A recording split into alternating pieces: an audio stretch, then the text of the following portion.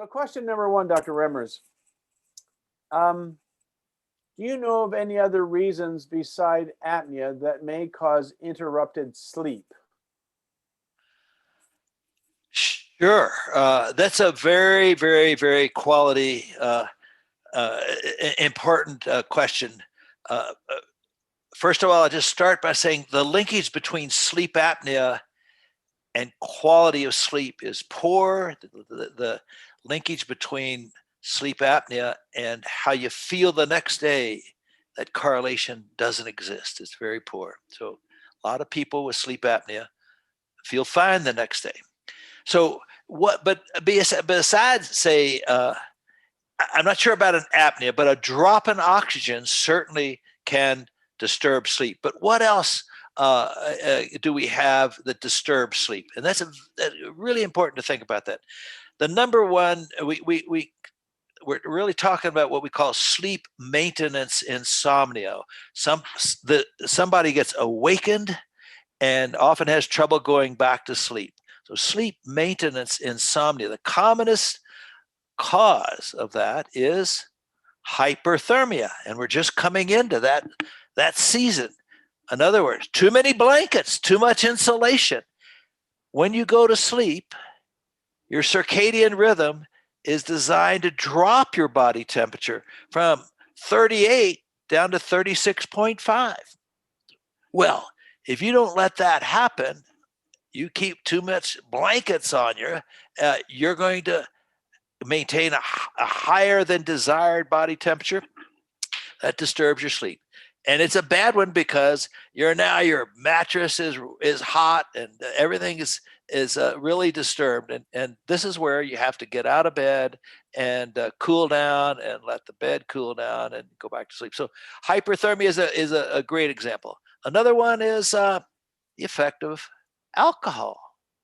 We like to have drinks in the evening and the old-fashioned nightcap. Well, it'll get you to sleep, but then you pay a price down the road later in the night.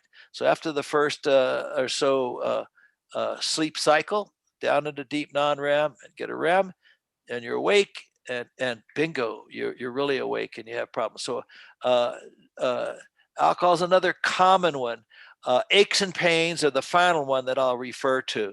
Old guys like me, we have them. And my simplest solution to all of this is for people who awaken in the night, have trouble going back to sleep, where I start. This is where I start. After I've excluded sleep apnea and things like restless limbs, where I start is I say, okay, get out of bed.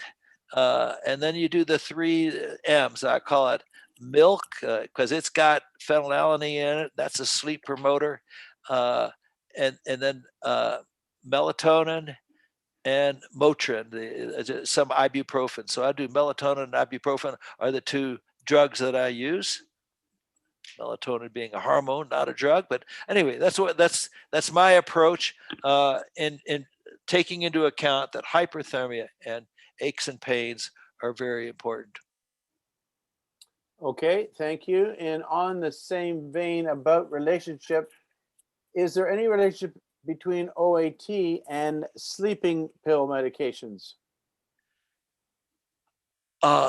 Should you maybe the sense of the question is, I'm not too sure I got it, is there any contraindication or interaction of our mandibular protruding oral appliance therapy and sleeping pills?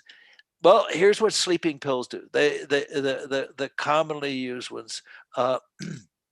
First of all, they block what are called GABA channels. They increase inhibition. They'll promote unconsciousness so that you don't wake up as much. They promote some non-REM sleep. They don't help. They actually suppress most of the REM sleep.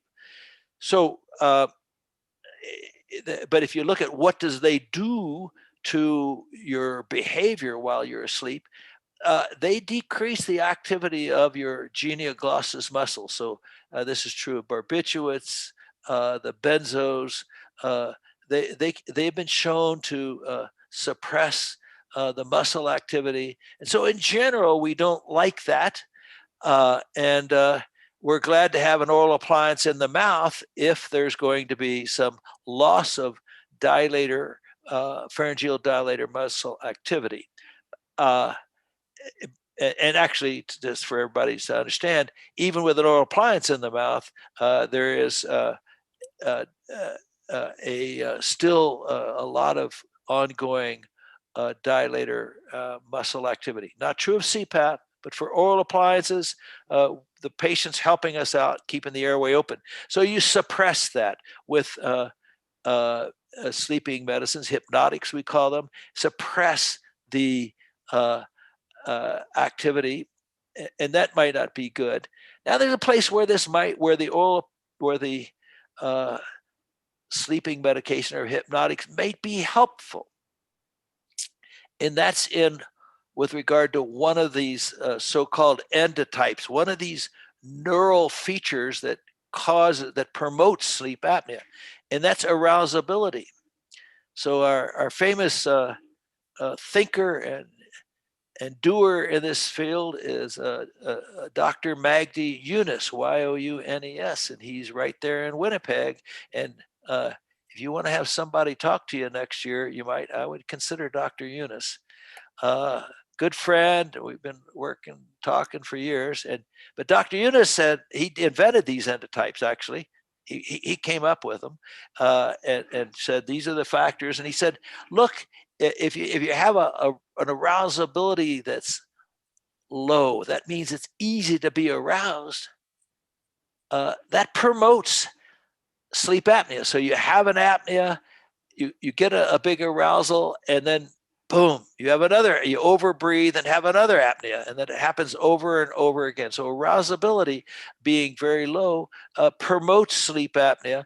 And so he has proposed, but is not proven, but he has proposed that hypnotics, barbiturates also, might have a role in minimizing sleep apnea in patients with a low arousal threshold. So if you had an oral appliance in the mouth and still were having lots of trouble sleeping, and you were able to convince yourself that this was because of low arousal threshold, then you might undertake a hypnotic therapy along with your oral appliance.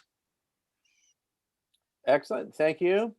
The next question, John, could take us on a very long conversation for the rest of the night, but it's near and dear to my heart and all of us who practice dental sleep medicine. I was taught by one of my mentors, never turn a snorer into a silent apneic. And I need you to know some of my patients who are dentists still don't get that, because whenever the bed partner says, hey, you're quiet, tell doc you're done, I'm not coming in for a study. So here's the question. Is there a difference between treating snoring and apnea? Should you be so silly to attempt to do that? Wow. I'm just going to rock and roll for a little bit there, and particularly on your theme. But and let's put under the rubric of snoring, let's stick upper airway resistance. Okay. So yes, they are different, and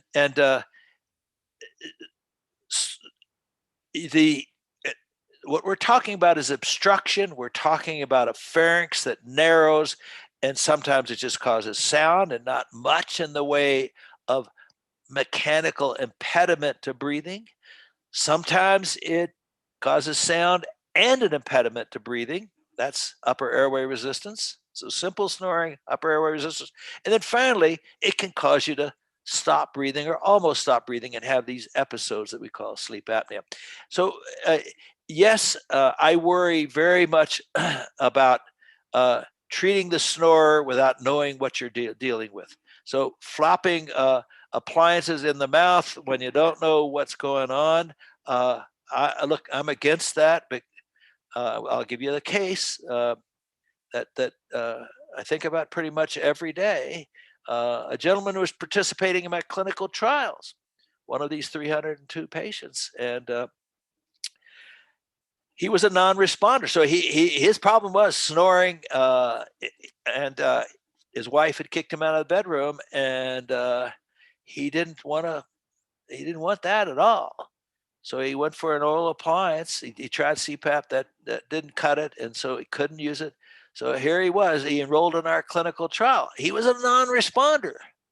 So here I have a guy whose primary complaint is that he can't sleep with his wife because he snores, and we put an oral appliance in his mouth, did our best for him, and he still had severe sleep apnea. Okay, the trial ends, and I say I follow up with everybody that has residual apnea. Called him, emailed him, worked and worked and worked. I could not get him to come back. Just what you're saying. I couldn't get him to come back, and because he knew that I was probably going to start him on CPAP, and we were going to go through all that. Anyway, he was 55, died. Traveling salesman, died in a hotel in Denver, and I still feel bad about it. I couldn't get him to come back to me. So I harmed him by treating his snoring. He was sleeping with his wife again, and everything was good there. The noise was down enough that he could, and they had a very loving relationship. His wife told me. I talked extensively to her. So we, the social problem was solved. He was feeling better, of course. He wasn't feeling bad to begin with, but he was feeling just fine, and was a very, very busy salesman. He died. Whether he died of sleep apnea or not, who knows? I don't know, but I can tell you, I certainly don't like that outcome, David. No, I think we better know what we're treating, and have an understanding that if somebody isn't going to be a responder, I think that's one of the great features of us, is that you might understand why they're not going to be a responder. You can look at the data and say, oh, well, maybe we need to do more positional therapy in addition. And so you can get hints from a Matrix Plus study of how you can deal with a non-responder. No doubt about that. And use good clinical judgment. But ultimately, you better know when you undertake treatment that it's serious business. That's my first slide there. This is serious business. Right.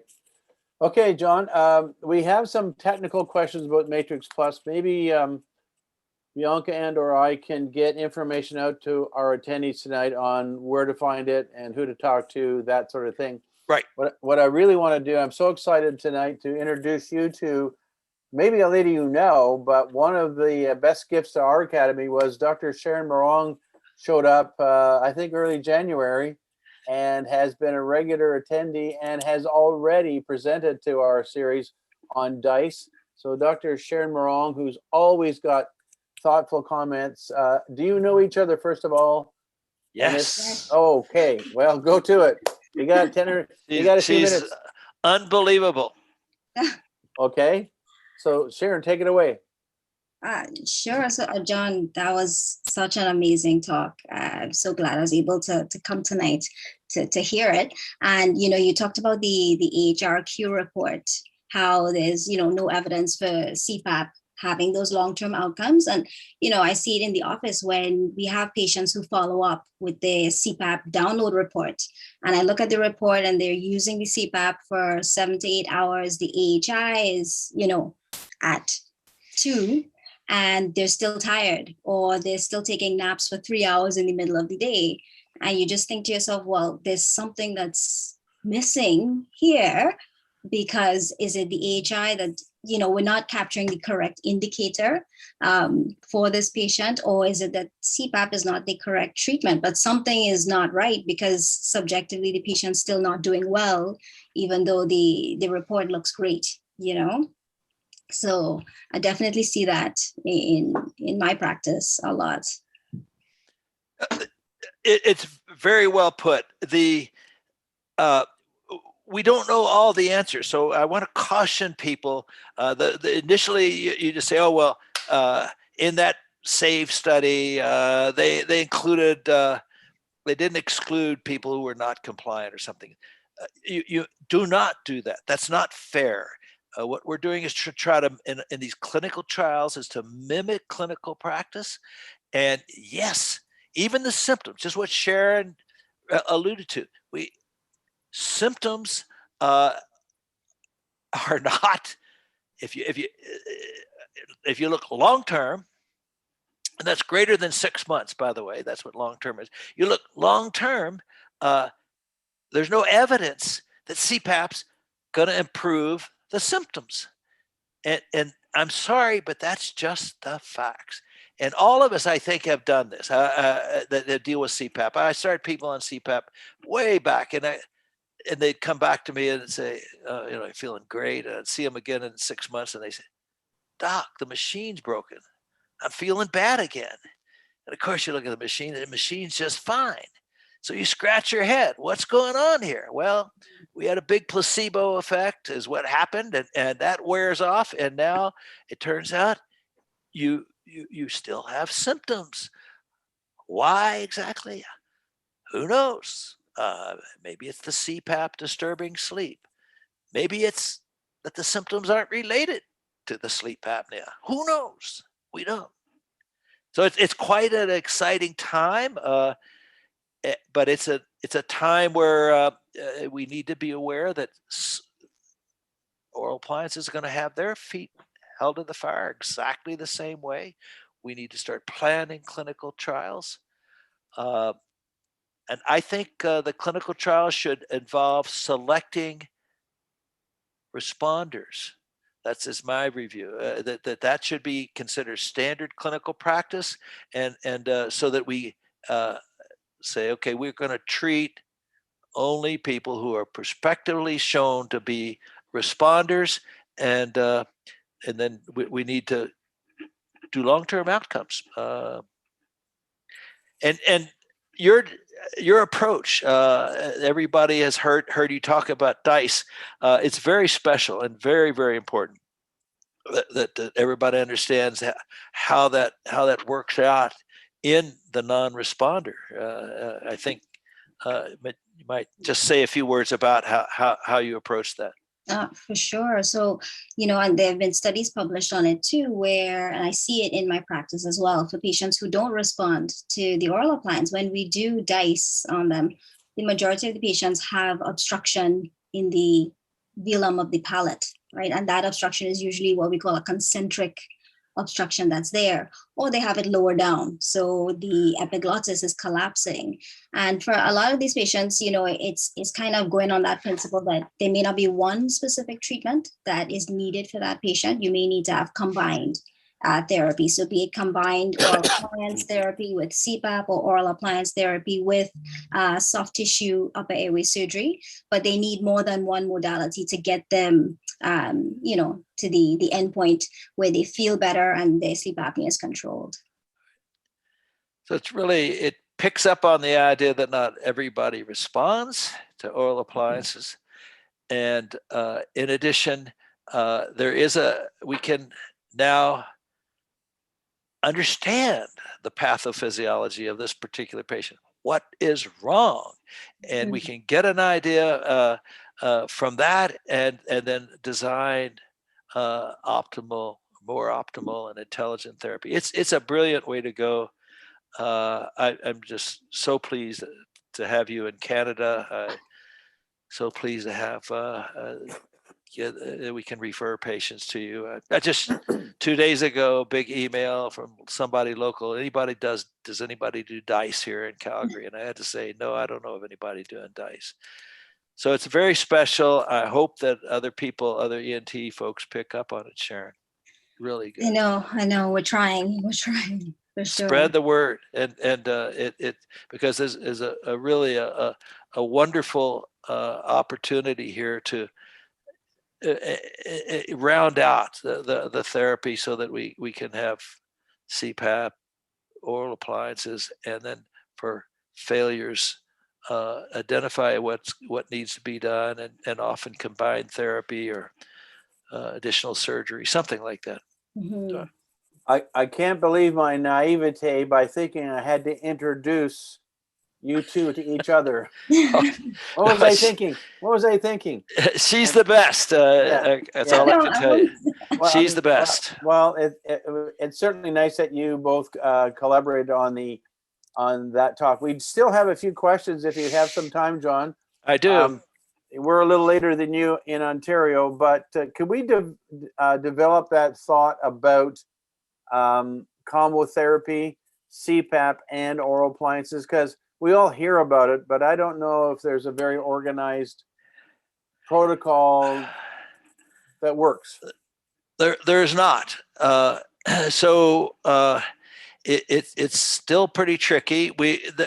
First of all, there is evidence that in some people, if you're just going to not do DICE studies, but you're just going to take people who say fail oral appliance therapy, do not have by fail I mean don't have an adequate therapeutic response, then there's evidence that adding CPAP in will be effective and will be more tolerable. The usual other way around is people can't tolerate CPAP, and you want to help them by lowering the pressure. Yeah, it does on average lower the pressure, but not in everybody. So be careful. Number one is we need to understand how much it lowers the pressure. So my approach, I can just tell you what I don't think there's any standard approach. My approach is to repeat a Matrix Plus with a CPAP. So I'll carry out a Matrix Plus with CPAP on, and have and be able to show how much protrusion will cause a reduction in pressure. So it's an auto CPAP Matrix Plus type interaction that we use, and so far that seems like it's pretty good. But we need more work on this. This is for sure. We need more work on it. Okay. That's all I can say. This next one's going to really open up a whole can of worms. This is from a dentist member who shall go unnamed, of course. The question is, what's the medical community's viewpoint on mouth breathing versus nose breathing? I have a sleep doc who told one of my patients, a dental patient, it's not unhealthy to mouth breathe. What's your view on that? Okay. No, God designed you to breathe through your nose and eat through your mouth, no doubt about that. And one of our predecessors in the sleep dental field who talked to your crowd here in 1917 when I was there as well, Alan Lowe, he understood exactly why that was the case. So closing the mouth, rotating the mandible, lengthens the geniohyoid and stretches other muscles that open the pharynx. It's a good thing. Okay, so closing the mouth by itself mechanically is a good thing to do. Now, people say, oh, you don't have enough tongue space. I don't know about that. I actually first came up with that theory of the box and the tongue in the box 20 years ago, but I'm not, there's no evidence that to my mind really is convincing about that. But certainly then, if you're going to close the mouth, you need to think about the nasal airway. And so that's often overlooked. Nasal congestion during the night and during sleep is very important. Now, why do we get a congested nose? It's not just that we're lying down and there's hydrostatic pressure dilating the veins and the mucosa of the nose. It's also that we're dilating all the blood vessels in the body during sleep. That's what the circadian rhythm does. So the blood pressure goes down and all the blood vessels dilate, including the nose. So we have a real time. So things attention to the nose, be it whatever it seems appropriate, a nasal cone, but certainly elevating the head, getting rid of allergens, and if necessary, surgery. These are things that we very much need to be attentive to. So I avoid that question of, but I say that we really, our goal is mouth closed, breathe through the nose. I'm not too sure. There's other theory floating around that I think is unsubstantiated.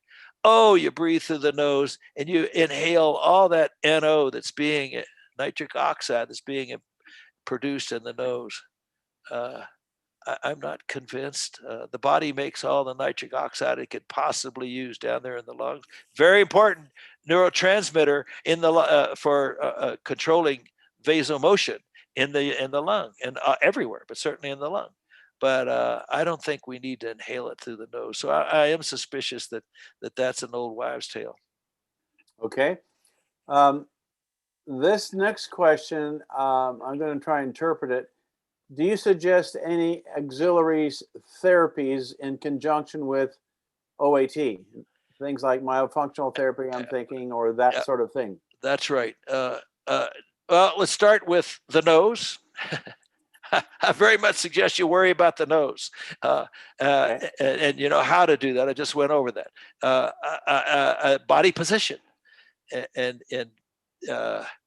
it's not just the gravity acting on the tongue. You'd have people with high loop gain, and that's a lot of people, by the way, whose AHI is principally driven by the chemo reflexes. That is principally occurs when there's patients on the back. I have people with central sleep apnea. That's all just high loop gain behavior. Treat them only by getting them to sleep on their side. So positional therapy, find out if that's important. And you can see it from a Matrix Plus study when it's important. And then you get them on their side. So I like, that's the other simple adjunctive therapies, weight loss, obviously, that we go through. But I don't know, my personal, I'm a pretty hard science guy, David, and I'm not convinced that we got any science related to myofunctional therapy. I know Todd Morgan and Malhotra were doing some, and I don't know the results of that yet. So I'm waiting to be educated about myofunctional therapy. Show me the data. I'm an open-minded guy. Just show me the data. Right. Okay. I did say there were a lot of specific technical questions about the Matrix Plus, including where would we find it or get access to it in, say, Ontario or Quebec. Can you quickly direct us to a vendor or an organization that our members could access?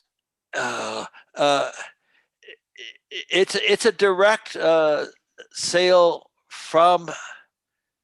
I'm probably going to get this wrong now. We have channels, but I think in Canada it's direct from us. I would also refer you to so Prosomnus sells our device. That would be an example. You know Wendy Weishauer. So I think great supporter of us. Yeah. It's a great supporter, an admirer of you, supporter of the Academy. Go to Wendy, and Wendy and she reps for Prosomnus, obviously, but Prosomnus is one of our channels, and she can get it to you through Prosomnus. Right. Okay. This is Dr. Laurie Jones from Guelph. Oral question to Dr. Remmers. Go ahead. Dr. Remmers, oximeters have become quite popular as a screening tool for measuring O2 desaturation. What is your perception of how you determine the mean to find out whether your patient is in distress or not? So the oxygen is the only simple measurement that we have that's probably very important. So I will just start with that. It doesn't, you can stop breathing for 10 seconds, any of you, and your oxygen won't go down much. But that's an apnea, it turns out. That's called an apnea. Oxygen doesn't go down, but you stop breathing for 10 seconds. This is why we're suspicious of the AHI as a surrogate for severity of disease. So oxygen, though, is better. And so here we go. The ODI that's calculated from a good analysis of the oximeter is a reliable value.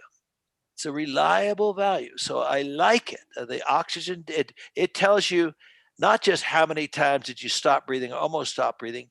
It's how many times per night was there a significant drop in oxygen that met the criterion that have been established? In other words, that analysis program will give you the right, correct identification of an event.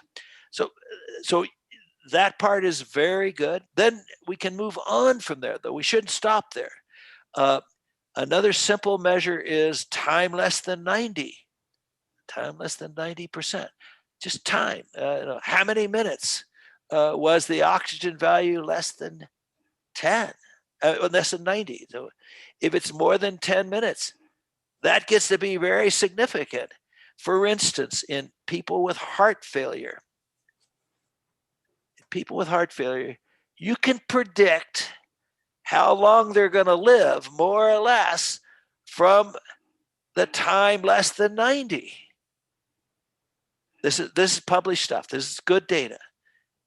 And so that's what's making us keen about other measurements of oxygen, is that for people who already have trouble and are going to die sooner than a normal, they got heart disease, they got congestive heart failure. Well, if you look at the time less than 90, you're going to have an index of. And there are other ones. There's the brain natural peptide and so on. But the oxygen during sleep is a good indicator. That's what we're using right now. So stay tuned is what I would say. The world is being opened up. This is one place where we can clearly make progress beyond AHI. We clearly can move there. We're going to move there. That sleep heart health study that I introduced you to, I actually reviewed. I was on the committee that set that up, and I said, you have to do more than just AHI. And they did.